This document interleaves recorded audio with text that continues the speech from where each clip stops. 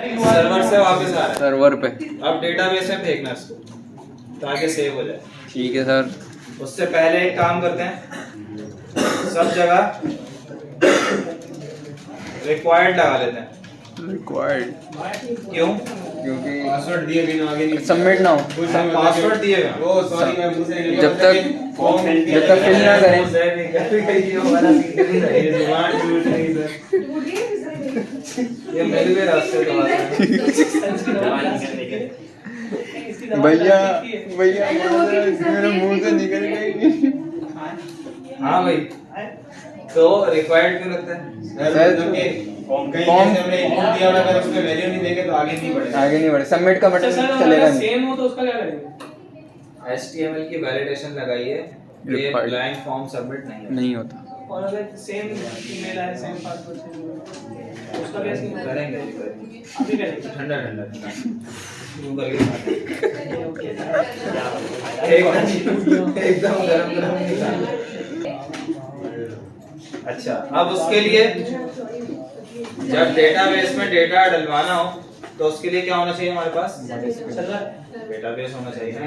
MySQL तो database खोल लें जरा। खोलें सर। एसक्यूएल लोकल होस्ट 82, उसके बाद क्या लिखना है? PHP माइडमैन, enter. आ गया ये PHP माइडमैन आ गया? यस सर आ गया। Local host 82 PHP माइडमैन। घर जाके 82 मत लिखना, लोकल होस्ट क्या है कुछ लिखने की जरूरत नहीं है भाई। बाय डिफॉल्ट 80 होती है, 80 उसको पता होती है, आपने लिखना ही है कुछ। लोकल होस्ट लिख के स्लैश लगा के PHP माइडमैन या जो भी फाइल रन कर रहे हो बस लोकल होस्ट लिखना है। 80 नहीं लिखना। हाँ 80 से चेंज होगी तो फिर वो आपने मेंशन करना है। यहाँ पे 82 लिखे तो हम 82 लिखते हैं, ठीक है। अच्छा, उसके बाद यहाँ पे आपको क्या शो हो रहा है? सारे इंटरफेस समझ लो पहले।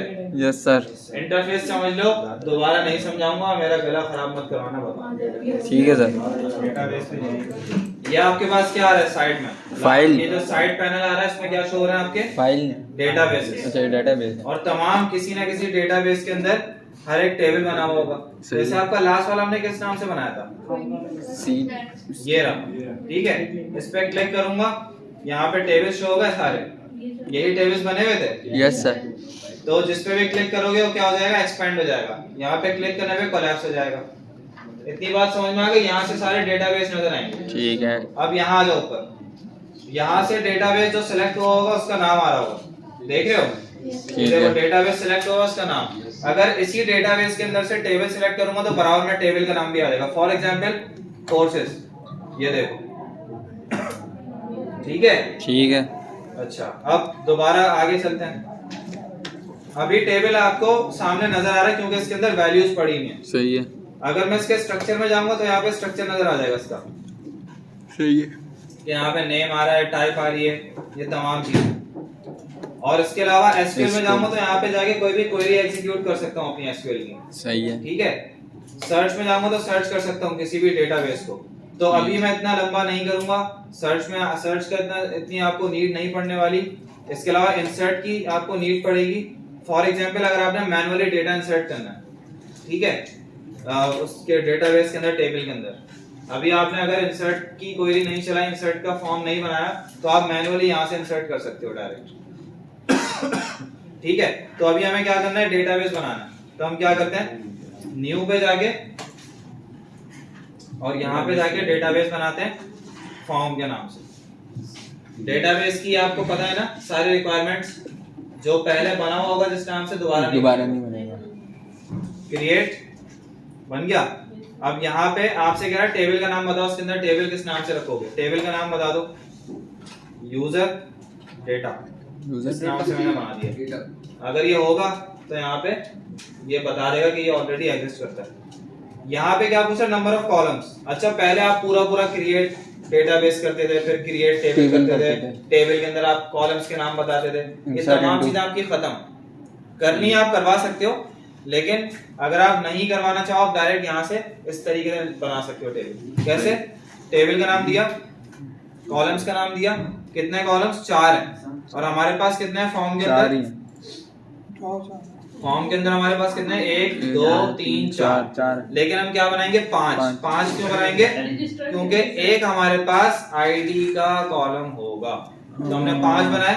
उसके बाद कर लिया क्रिएट करेंगे तो यहाँ से नेम पूछेगा कॉलम के, तो एक आईडी का रखते हैं हम कॉलम। सही है। आईडी फर्स्ट नेम था, name first name F name कर देते हैं, एफ नेम, उसके बाद लास्ट L- नेम को एल नेम कर देते हैं, और उसके बाद ईमेल, हमारे पास ईमेल था, ईमेल हो गया, और पासवर्ड। उसके बाद हमारे पास पासवर्ड था, पास कर दिया उसने, पासवर्ड कर देते पूरा।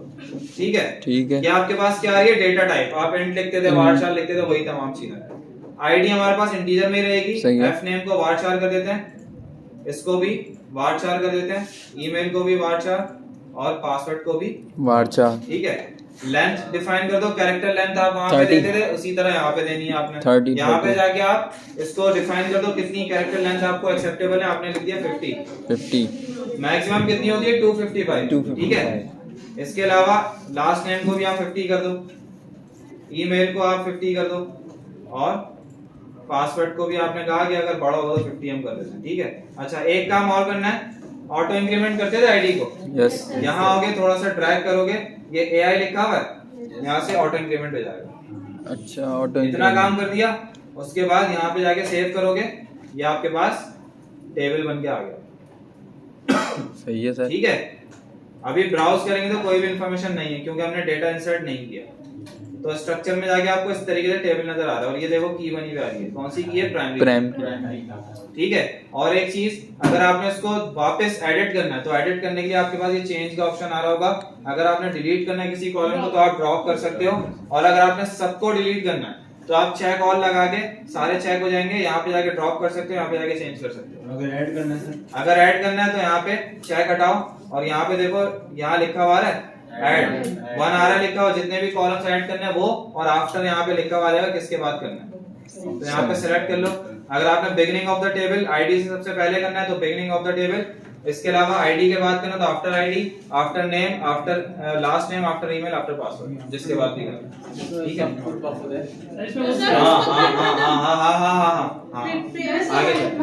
आगे बाद में सवाल, बाद में फिर इसका काम खत्म है।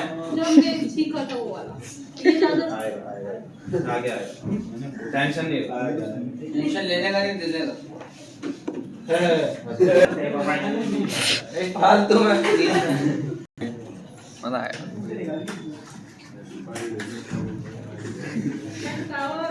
बोला